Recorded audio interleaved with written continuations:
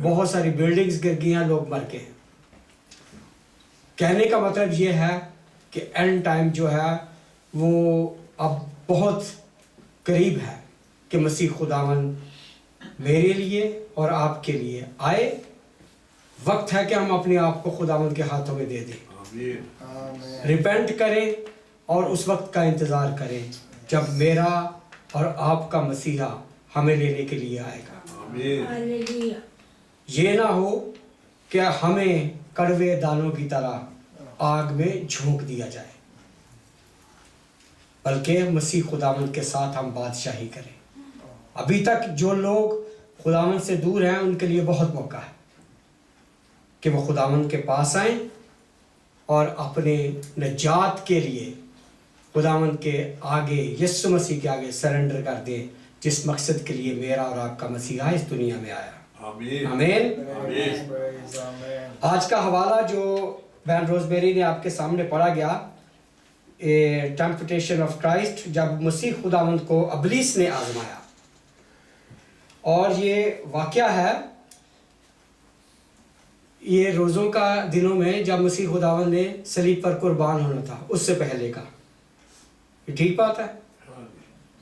نہیں, یہ ٹھیک بات نہیں.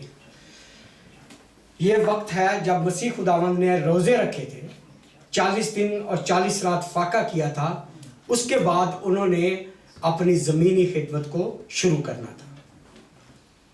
یہ ایک بہت بڑی مثال ہے ہمارے سامنے, ایگزامپل ہے ہمارے سامنے کہ اگر ہم نے کوئی بھی کام بڑے سے بڑا, اس سے بڑا تو خیر کوئی کام انسان کر ہی نہیں سکتا جو مسیح خداوند نے کیا, لیکن مسیح خداوند نے ایک مثال قائم کی ہے کہ جب ہمیں کوئی ضرورت ہوتی ہے کسی بھی کام کرنے کی تو اپنے آپ کو خداوند کے آگے سرنڈر کر دے. کہیں دور چلے جائیں, چاہے گھر میں اپنی کوٹھڑی میں چلے جائیں, روزہ رکھیں اور اس بات کے لیے, اس خدمت کے لیے, اس کام کے لیے جو آپ کرنا چاہتے ہیں اس کے لیے روزہ رکھیں, تاکہ خداوند آپ کے ساتھ ہو, آپ کو طاقت دے اور آپ اس میں کامیابی حاصل کر سکیں. 40 دن اور 40 رات مسیح خداوند نے فاقہ کیا اور آخر کو انہیں بھوک لگی, اور ابلیس جو شروع سے ہی مسیح خداوند کے پیچھے پڑا ہوا تھا, اس کو موقع ملا کہ وہ مسیح خداوند کی آزمائش کرے, اور اپنے باتوں سے نہیں بلکہ خداوند کے پاک کلام میں ہی سے کی باتوں سے مسیح خداوند کی آزمائش کرے. میرے عزیزوں, میرے بہن بھائیوں, آج کل جب کہ لینٹ کے دنوں کی بات ہے, لوگ روزے رکھ رہے ہیں, دعائیں کر رہے ہیں, اس مقصد کے لیے, اپنے لیے, اپنے خاندانوں کے لیے, اپنی کلیسیا کے لیے.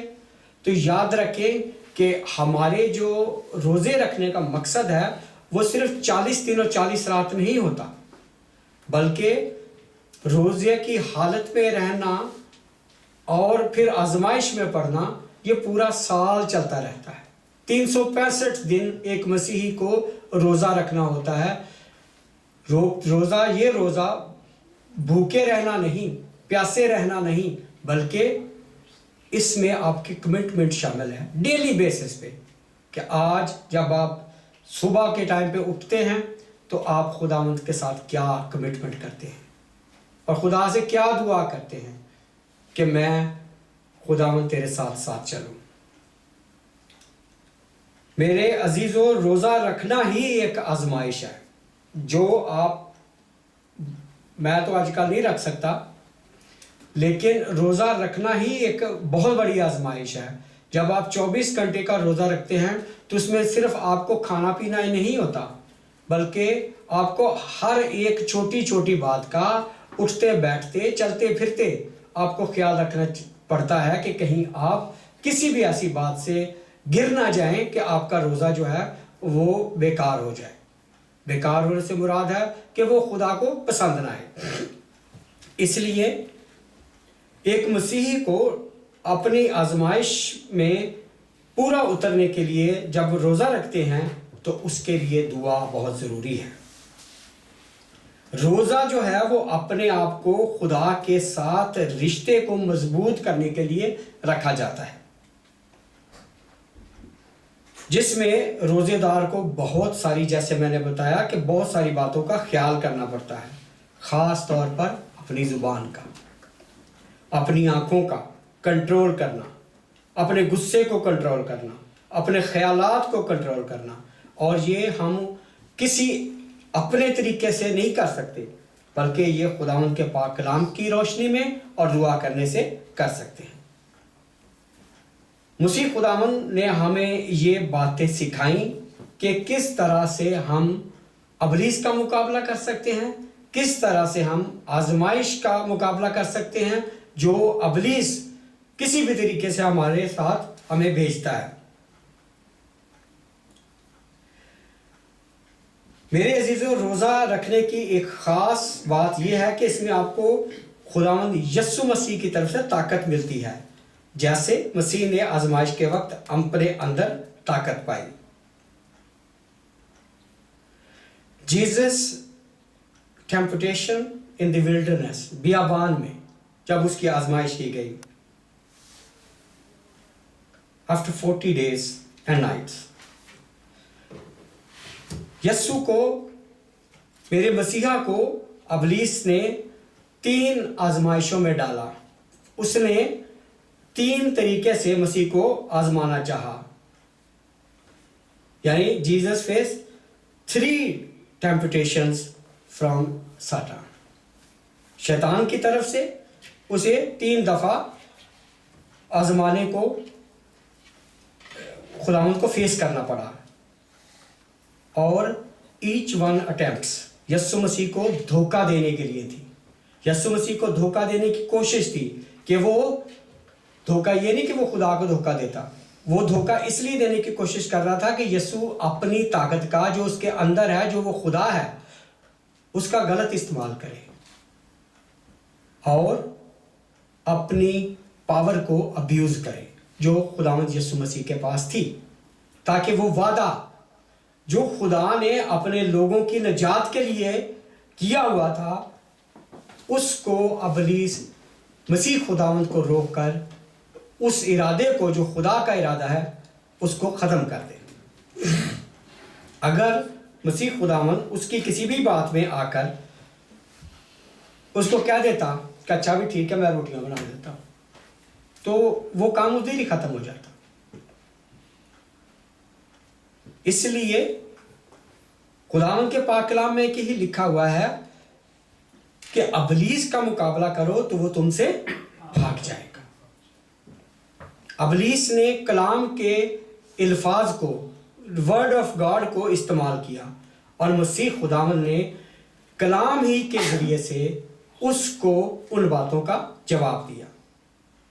3 آزمائشیں، بڑی آزمائشیں، مسیح خداوند کی وہ حالت 40 دن اور 40 رات کے بعد کمزوری جسم میں آ جاتی ہے۔ وہ ایک کامل انسان بھی تھے، اور اس نے ان آزمائشوں میں اس کو کھانے کے لیے آزمایا، اپنے آپ کو گرانے کے لیے کہا، اور دنیا کی ساری شان و شوکت دینے کے لیے کہا، کیونکہ وہ اس دنیا کا بادشاہ ہے۔ میرے بہنوں، بھائیوں، بچوں، what lessons do we learn from the temptation of Christ؟ جب ہم روزہ رکھتے ہیں تو آزمائشیں بھی آتی ہیں۔ یاد رکھیں، جب بھی ہم روزہ رکھتے ہیں، being انسان ہوتے ہوئے جب بھی روزہ رکھتے ہیں تو ہر ایک کے اوپر آزمائش پہ آتی ہے، طرح طرح کی آزمائشیں آتی ہیں، لیکن یاد رکھیں کہ جب ہم روزے کی حالت میں ہوتے ہیں تو ہم اکیلے نہیں ہوتے، کیونکہ خدا ہمارے اندر رہتا ہے، یہ اس کا وعدہ ہے، ہمارے ساتھ رہتا ہے، وہ ہمیں طاقت دیتا ہے کہ ہم ان آزمائشوں کا مقابلہ کر سکیں۔ جب ہم اس کے کلام کا یقین کرتے ہیں اور اس کے کلام کو استعمال کرتے ہیں تاکہ آزمانے والے کو شکست دے سکے۔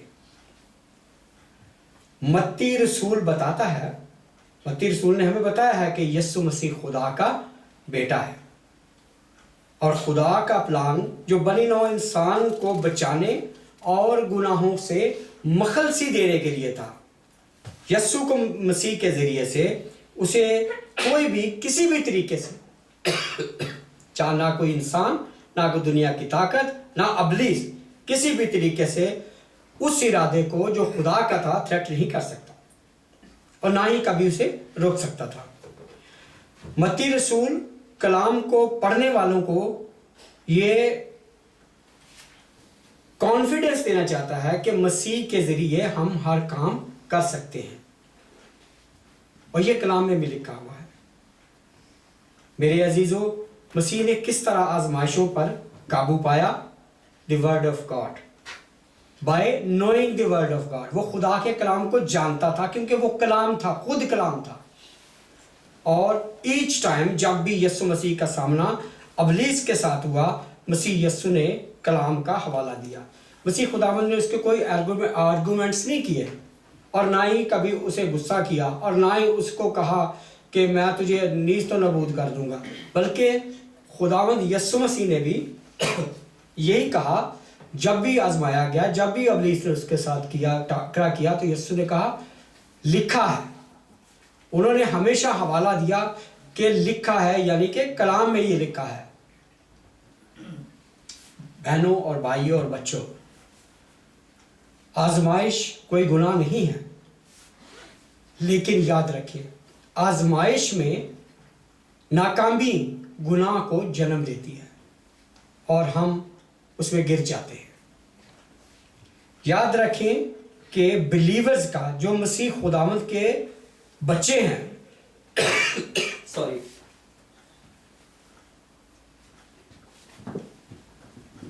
جو بلیورز ہیں، ان کے لیے بڑا مشکل وقت ہوتا ہے کہ آزمائشوں میں وہ نہ گریں۔ وہ ہمیشہ آزمائشوں میں گرتے ہیں، وہ ڈیلی سٹرگل کرتے ہیں کہ وہ آزمائشوں میں گر بھی جاتے تو ان کا وہ مقابلہ کر سکیں۔ مسیح یسوع 40 دن کے بعد جب انہوں نے اپنے روزے کو ختم کیا، انہیں بھوک لگی، تو وہ اپنی کمزوری میں بہت زیادہ ویک انہوں نے اپنے آپ کو محسوس کیا، تو ابلیس آ گیا اور اس نے کیا آفر کی اس نے یسوع مسیح کو؟ اس نے کہا، کلام میں جو بہن نے پڑھا، جو مقدس متی رسول کے انجیل میں لکھا ہے،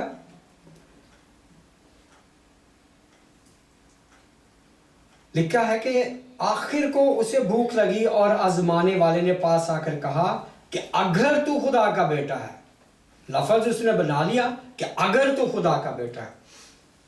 یہ نہیں کہ اسے پتہ نہیں تھا، اسے بالکل پتہ تھا کہ یہ خدا کا بیٹا ہے۔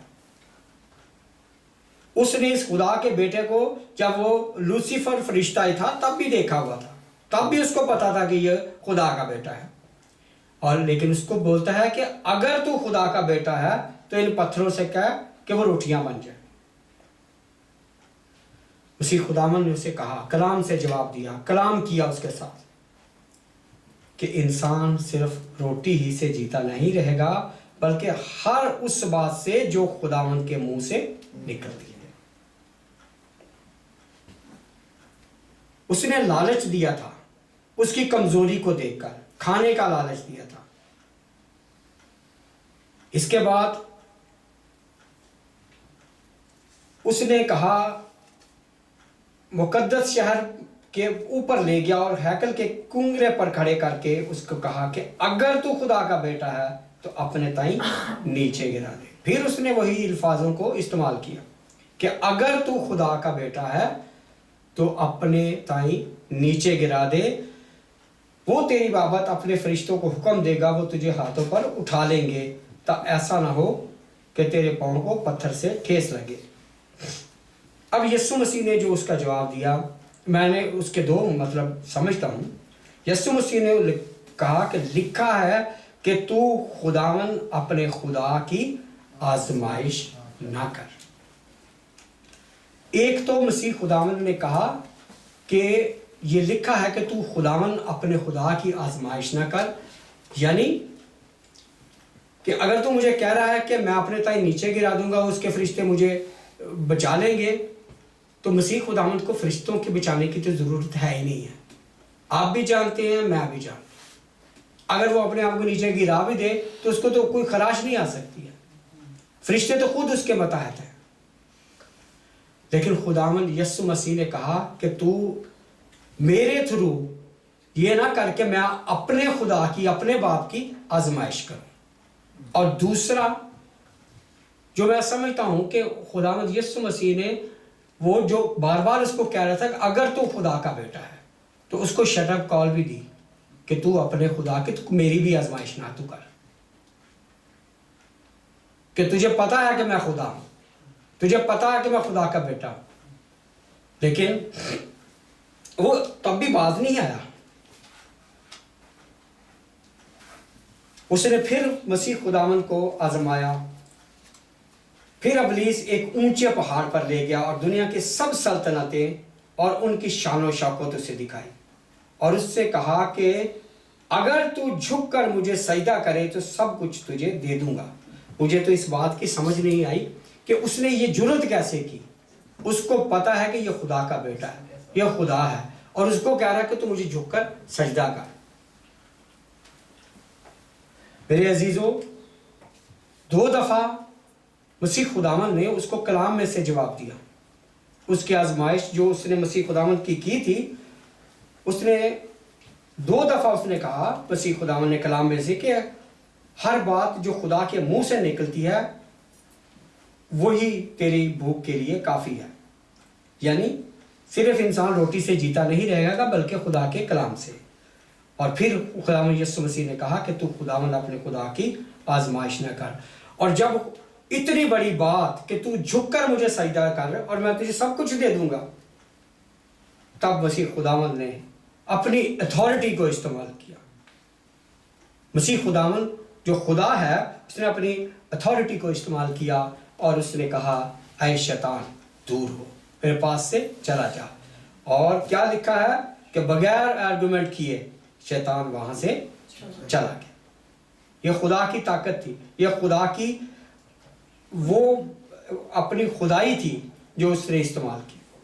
اس کی اتھارٹی تھی کہ اس نے اس کو حکم دیا کہ اب بس اب تو یہاں سے چلا جا. اور لکھا ہے کہ وہ وہاں سے چلا گیا اور دیکھو فرشتے آ کر اس کی خدمت کرنے لگے.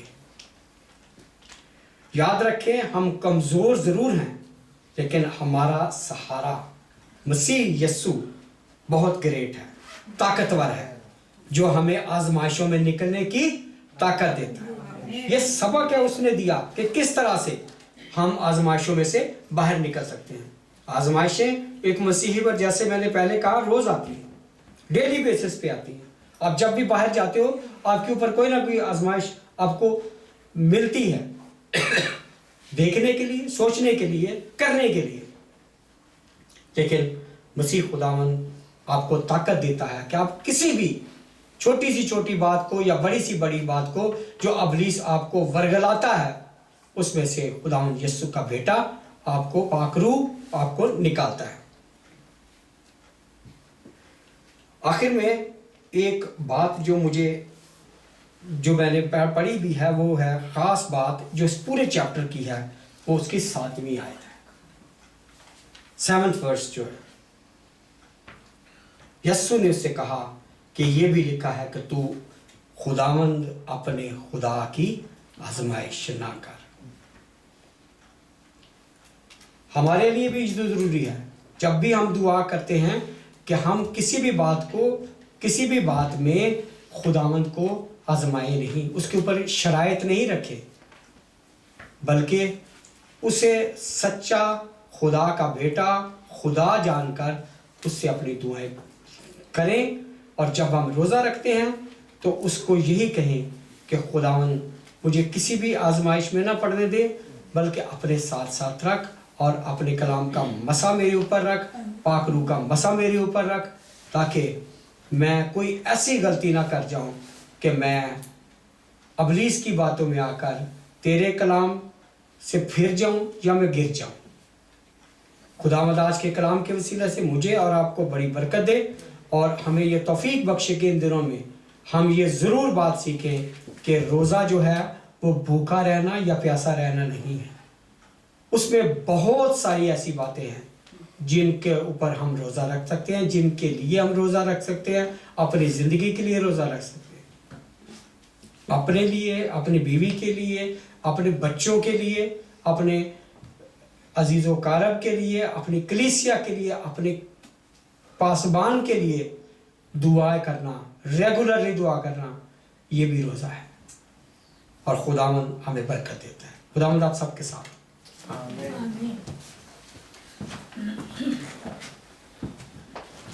थैंक यू वेरी मच भाई कलाम की खूबसूरत बातों के लिए। 3 आजमाइशें, खाना खाने, ऊंचे से गिराने और सल्तनतें पाने। 3 आजमाइशें, खाने, गिराने और पाने।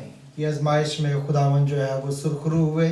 Thank you very much. खुदावंद आपको बरकत दे और अपने जलाल के लिए हमेशा इस्तेमाल करता रहे और मुझे और आपको ये तौफीक बख्शे कि जब इब्लीस हमारी ज़िंदगी में ऐसा कुछ लेके आता है तो हमने याद रखना है कि वो कलाम सी अजमत है, वो कहीं इधर उधर से नहीं कुछ करेगी गड़बड़ वाली बात। जो इब्लीस आएगा वो बाइबल को गलत तरीके से प्रेजेंट करेगा और हमने उसको फाइंड आउट करना है और उसको कहना है कि तू यहाँ से आमीन। आइए अपनी आंखों को बंद कीजिए। खुदावंद आसमानी बाप, हम तेरा शुक्र करते हैं तेरे बुजुर्ग यीशु नाम के लिए, आज की शाम के लिए और कलाम की इन खूबसूरत अनमोल बातों के लिए जो हम तक तेरे खादिम ने पहुंचाई हैं। मिन्नत करते हैं बरकत दे, हमारी ज़िंदगियों में तेरी ज़िंदगी नज़र आए, हमारी आए खुदा सोचों और ख्यालों और कामों में तेरा कलाम नज़र आए और आए खुदा हमारी जो कुछ भी है खुदा बिलोंगिंग्स हैं, जो कुछ भी हमारे इर्द गिर्द है, उस सब कुछ से तुझे इज्जत और जलाल मिलता रहे। तेरा शुक्र और तेरी सिताइश हो। छू बरकत बख्श यीशु के नाम में। ये हमारे बाप, तू जो आसमान पर है, तेरा नाम पाक माना जाए, तेरी बादशाही आए, तेरी मर्जी जैसी आसमान पर पूरी होती है